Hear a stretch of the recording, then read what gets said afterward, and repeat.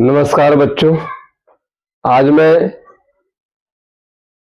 हिंदी विषय के अंतर्गत काव्य सौंदर्य के तत्व से संबंधित जो दो दो नंबर के 3 प्रश्न आते हैं और उसकी परिभाषा एवं उसका उदाहरण लिखने के लिए यूपी बोर्ड परीक्षा में आता है, उसी विषय पर मैं आप लोगों को सरल भाषा में समझाने का प्रयास कर रहा हूं, बताने का प्रयास कर रहा हूं।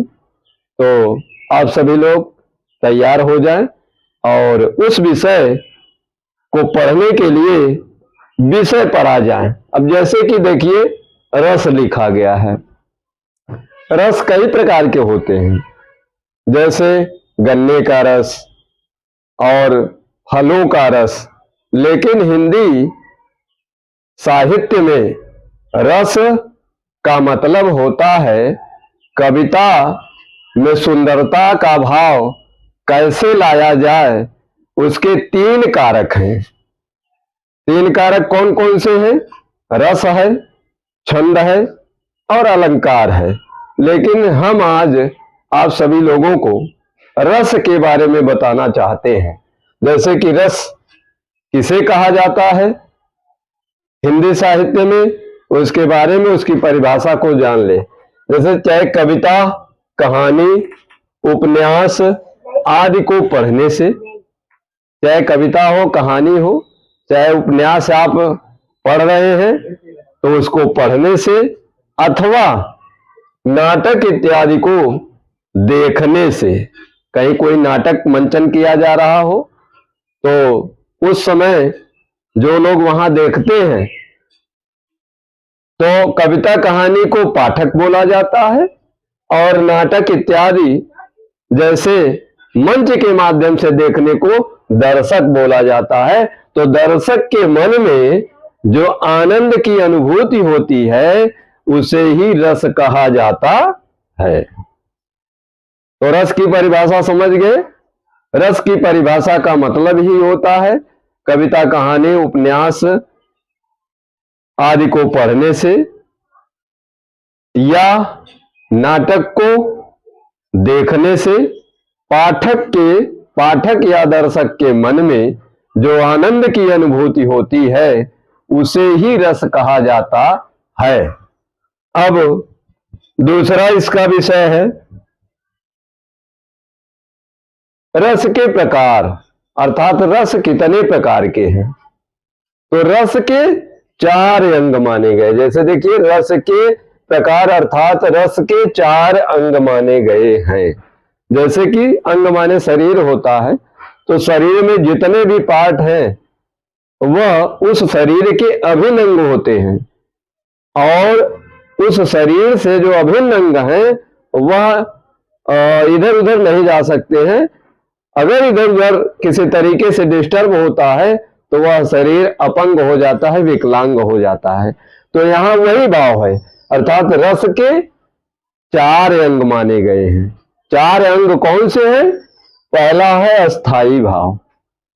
अस्थाई भाव का मतलब ही होता है कि जो पाठक या दर्शक के मन में जो स्थित भाव होता है, ये जन्मजात होता है अस्थाई भाव। तो अस्थाई भाव, और दूसरा है विभाव, तीसरा है अनुभाव। यहां देखिए राम हो गया है, तो अनुभाव, तीसरा है अनुभाव और चौथा है संचारी भाव। तो रस के कितने प्रकार माने गए? रस के कितने अंग माने गए? 4 अंग माने गए। ये 4 अंग हैं। अब आगे इनकी परिभाषा देख लीजिए। अस्थाई भाव की परिभाषा, विभाव, अनुभाव और संचारी भाव की परिभाषा जान ले। अब यहां देखिए, पहला जो अंग है उस रस का अस्थाई भाव।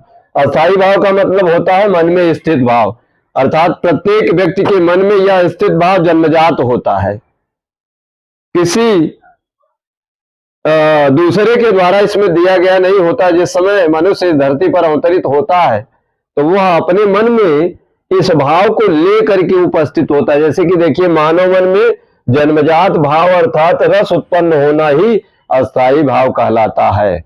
तो अस्थाई भाव की परिभाषा समझ गए। अस्थाई का मतलब स्थित, भाव माने विचार अर्थात रस, जो उस मन में विद्यमान है, और वह रस विद्यमान तब से होता है जब वह इस धरती पर अवतरित होता है अर्थात जन्म लेता है, तो उसे जन्मजात रस कहा जाता है। अब दूसरा देखिए,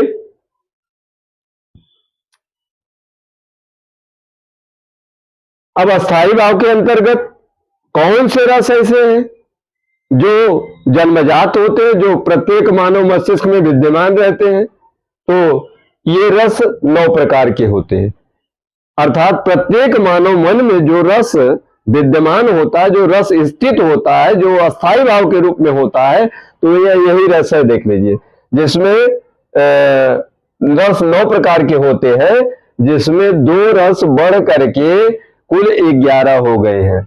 अब रस कौन सा है?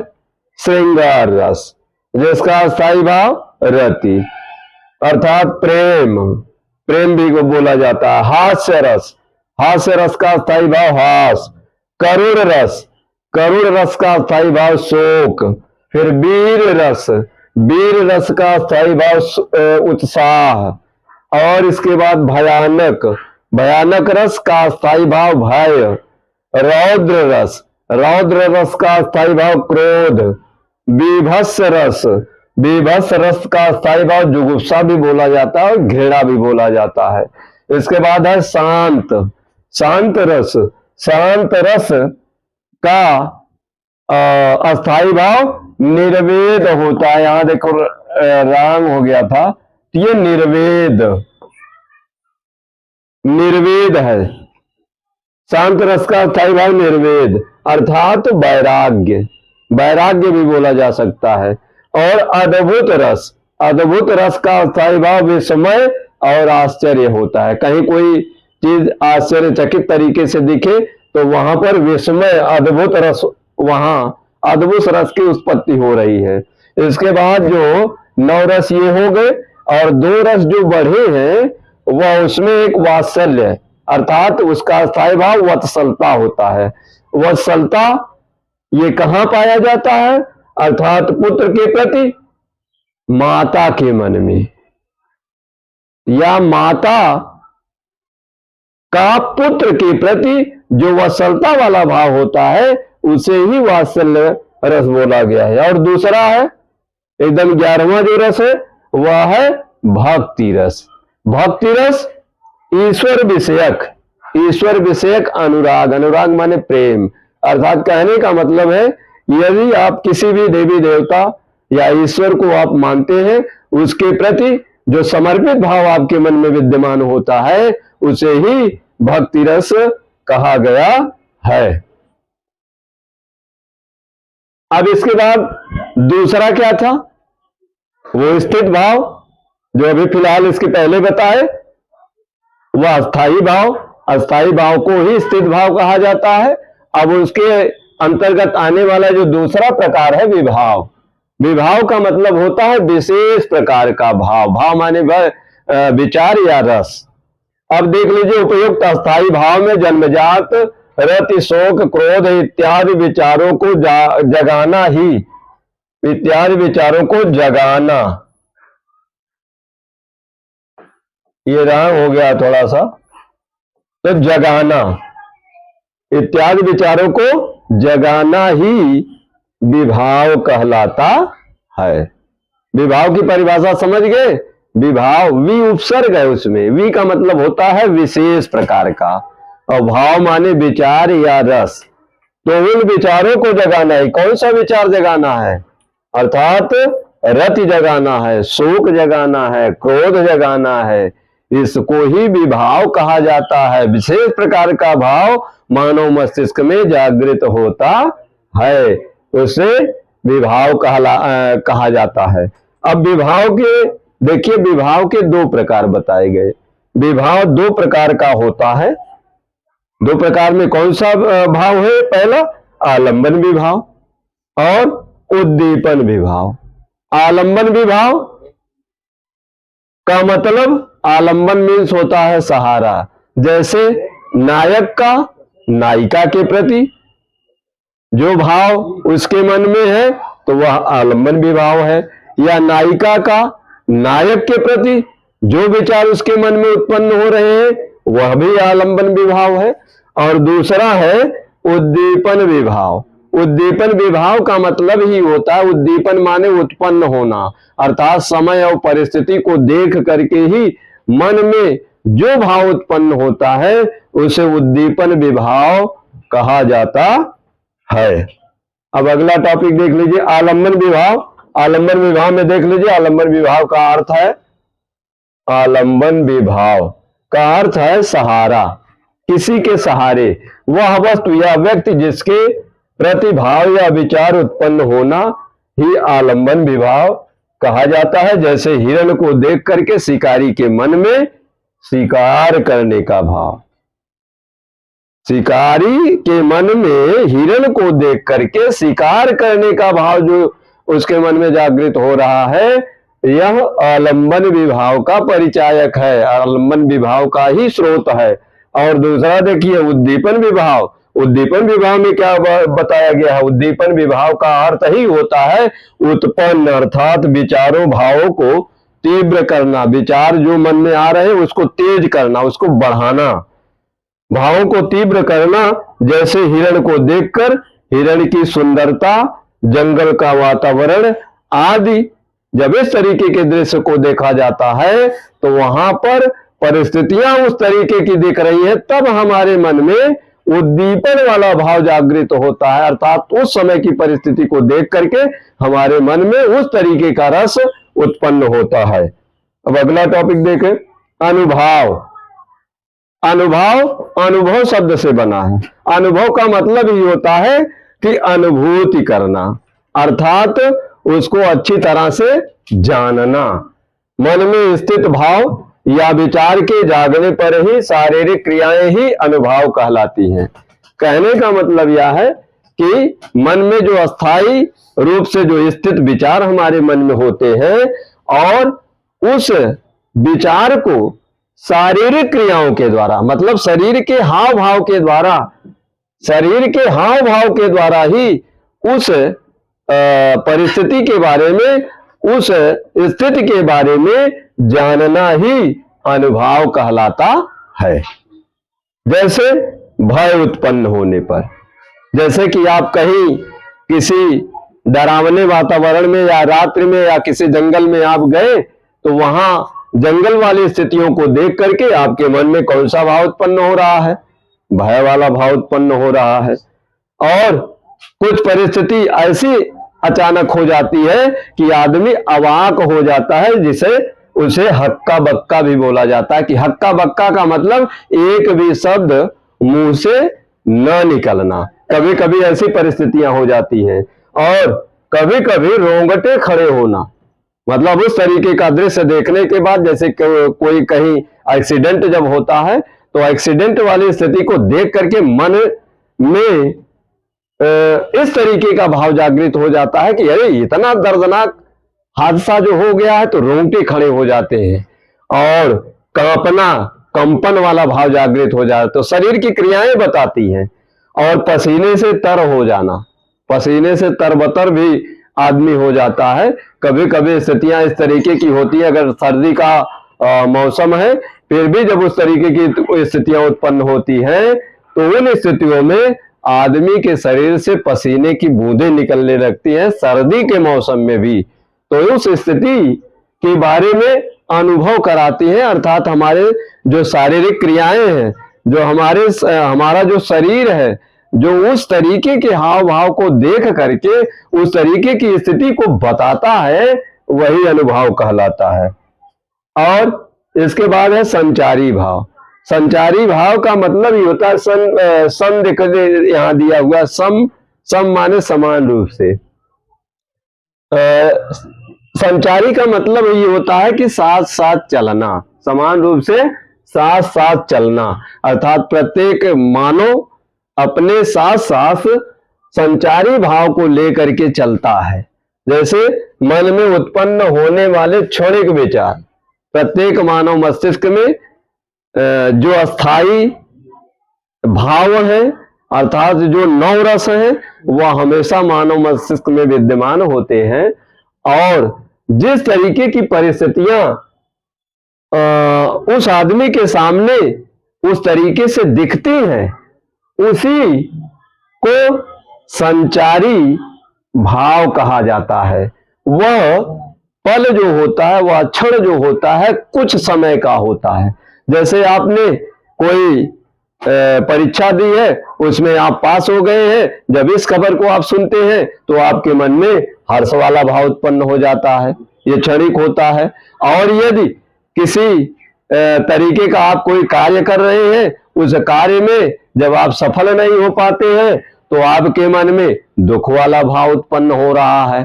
तो ये क्षणिक होता है, ये कुछ पलों के लिए आता है और तुरंत ही दूसरा विचार उस मानव मस्तिष्क में आ जाता है, उसी को संचारी भाव कहा गया। ये संचारी भाव कितने होते हैं? कुल 33 होते हैं।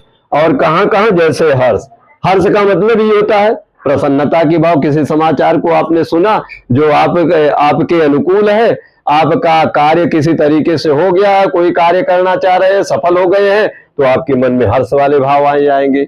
और दूसरा चिंता, चिंता तब होता है जब आपका कोई काम सही तरीके से ना हो पाए और वह काम असफल हो जाता है तो आप चिंतित हो जाते हैं। और कभी कभी कुछ कार्य ऐसा किया जाता है उसमें प्रत्येक मानव मस्तिष्क जो होता है वह अपने आप को गौरवान्वित महसूस करता है। तो ये देखिए, ये क्षणिक होते हैं, ये ज्यादा समय तक नहीं टिकते हैं, बल्कि पानी के बुलबुले की तरह होते हैं। जिस तरीके से पानी में बुलबुला निकलता है और निकल करके तुरंत ही शांत हो जाता है, संचारी भाव कुछ क्षणों का, कुछ पलों का वह रस होता है, वह विचार होता है। तो इस तरीके से संचारी भाव की परिभाषा को आप सभी लोग जान गए। अब अगला टॉपिक देखिए। अगला टॉपिक कहने का मतलब अब उस रस को पहचाना कैसे जाए। अब जैसे ये 9 रस बताए गए, 9 क्या है, 11 कुल टोटल रस है इसमें। देखिए इसमें स्पष्ट रूप से बताया गया, पहला रस क्या है? श्रृंगार। श्रृंगार का स्थायी भाव क्या होता है? रति होता है, प्रेम होता है। और उसको पहचानने का जो तरीका है, देखिए यहां लिखा गया, बतरस लालच लाल की मुरली धरी लुकाए। बतरस लालच लाल की मुरली धरी लुकाए। अर्थात इस पद्यांश में गोपियों का प्रेम श्री कृष्ण के प्रति है, इसलिए यहां देखिए श्रृंगार रस का सूचक इसे बताया गया है, इसको आप लिख सकते हैं। और दूसरा है हास्य रस। हास्य रस का अर्थाई भाव हर्ष और हास होता है। और इसमें पद्य के रूप में देखिए यहां क्या लिखा गया है, हास ही को दंगा भयो नंगा के विवाह में। अर्थात यह प्रसंग उस समय का है जब शंकर जी का विवाह होता है, और शंकर जी के विवाह में भी देखिए यहां अब पहचानने का तरीका, यहां स्थायी भाव हास है तो यहां हास है, तो हास, इसको पहचानने में कोई दिक्कत नहीं है, इसको इस तरीके से पहचान सकते हैं। आपके सामने जब इस तरीके के पद्यांश होंगे तो उसमें हास या हंसी वाले भाव होना चाहिए और इसमें प्रेम वाले भाव दिखना चाहिए। जो ऊपर वाला श्रृंगार रस है, प्रेम वाली या प्रसन्नता वाला भाव अगर होगा तो उसको तुरंत जो है श्रृंगार रस पर चयन कर दीजिएगा, श्रृंगार रस पर टिक कर दीजिएगा। और तीसरा है देखिए करुण रस। करुण रस का स्थायी भाव शोक और दुख होता है। अब यहां देख लीजिए, इसको पहचानने में, देख नैन जल उर धुनि सब सुनि राम कहा, एक एक लाइन दिए, बहुत ज्यादा नहीं दिए हैं। अब यहां देख लीजिए, नयन जल का मतलब होता है नेत्रों में जल, उर माने हृदय में।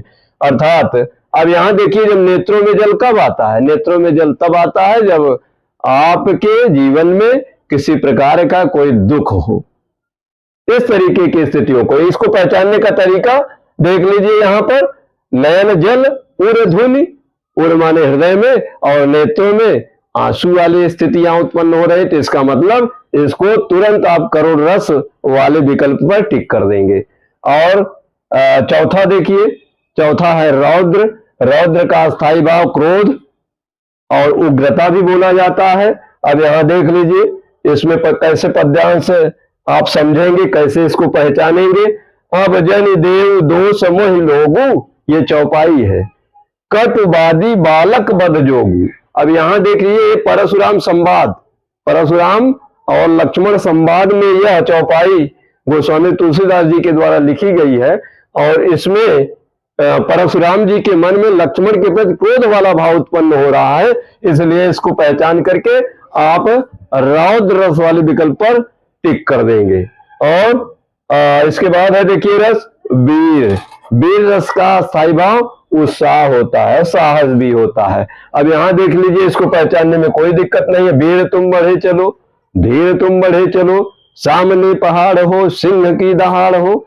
जब वीरता वाले भाव उस पद्यांश में दिखे तो वहां वीर रस वाले विकल्प पर टिक कर देना है, चयन कर देना है।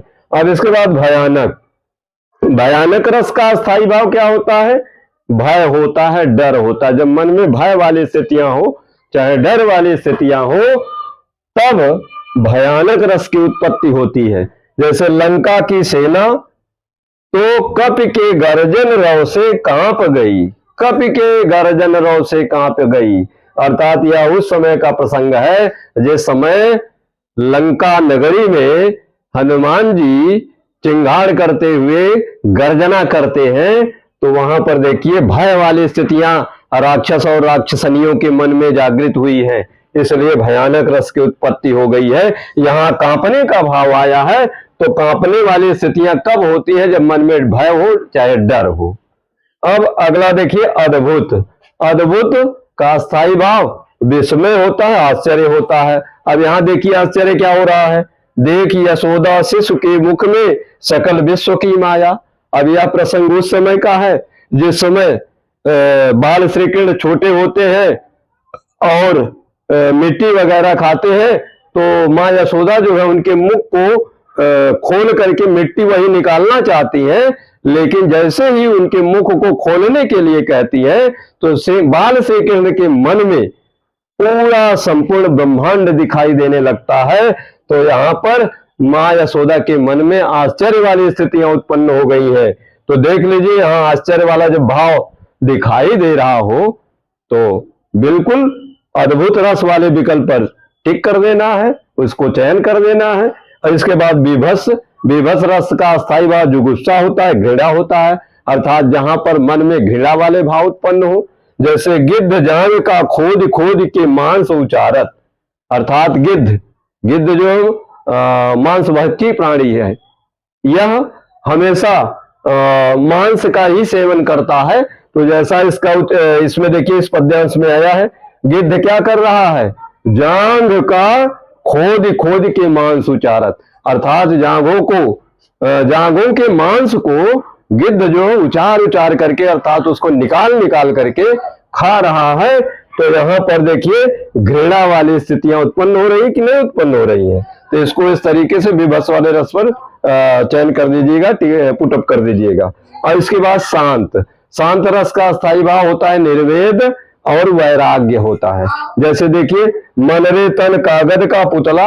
अर्थात इस पद्यांश में मन और शरीर को कागज का पुतला बताया गया है, अर्थात वैराग्य वाला भाव जागृत हुआ है। इसलिए वैराग्य और निर्वेद वाली जब भावना उत्पन्न होती है तो शांत रस का भाव उत्पन्न होता है मन में। तो शांत रस वाले विकल्प पर पुटअप कर देना है, चयन कर देना है।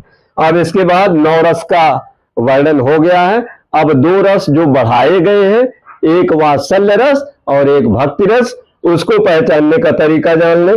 जैसे कि वात्सल्य, वत्सल वाला भाव, अर्थात माता का पुत्र के प्रति। तो यहाँ देखिए यशोदा हरि पालने झुलावे, मेरे लाल को आओ रे निंदिया काहे न आन सुआवे। तो यहाँ पर देख लीजिए माँ यशोदा बाल श्री कृष्ण को सुलाने का प्रयास कर रही है। तो जाहिर सी बात है कि माँ यशोदा अपने बाल पुत्र श्री कृष्ण को सुलाने का प्रयास कर रही है। तो जाहिर सी बात है कि यहाँ पर वात्सल्य रस की उत्पत्ति हो रही है। और अब आखिरी और अंतिम जो रस है यह भक्ति रस है। भक्ति रस तब उत्पन्न होता है जब हमारे मन में उस ईश्वर के प्रति, उस आराध्य के प्रति समर्पित भाव मन में उत्पन्न होता है, तब भक्ति रस की निष्पत्ति होती है। जैसे कि देख लीजिए, राम जपु राम जपु राम जपु बावरे और घोर भव नीर निधि नाम निज नावरे। तो यहाँ राम राम जपने का जब भाव इसमें आ रहा है, राम के नाम का स्मरण करने का भाव आ रहा है, तो जाहिर सी बात है कि इसमें पहचानने में कोई दिक्कत नहीं, कोई परेशानी नहीं। तो आपके मन में भक्ति रस की निष्पत्ति हो रही है, तो भक्ति रस वाले विकल्प पर पुटअप कर दीजिए, सही कर दीजिए। अब रस के बारे में आज आप जान गए और रस को अच्छी तरीके से समझ गए। अब अगला जो होगा हमारा टॉपिक, वह छंद होगा। जैसे कि यदि हमारे द्वारा दी गई जानकारी से आप संतुष्ट हैं तो हमारे इस चैनल को लाइक, सब्सक्राइब और फॉलो अवश्य करें। यदि किसी प्रकार से कोई कमी हमारे द्वारा हमारे शब्दों में आई हो तो लाइक और कमेंट जरूर करें, जिससे हम उन शब्दों पर विचार करके उसको सुधारें और सुधार करके एक नया या अच्छा ज्ञानवर्धक वीडियो आप लोगों के सामने लाएं। जय हिंद, जय भारत।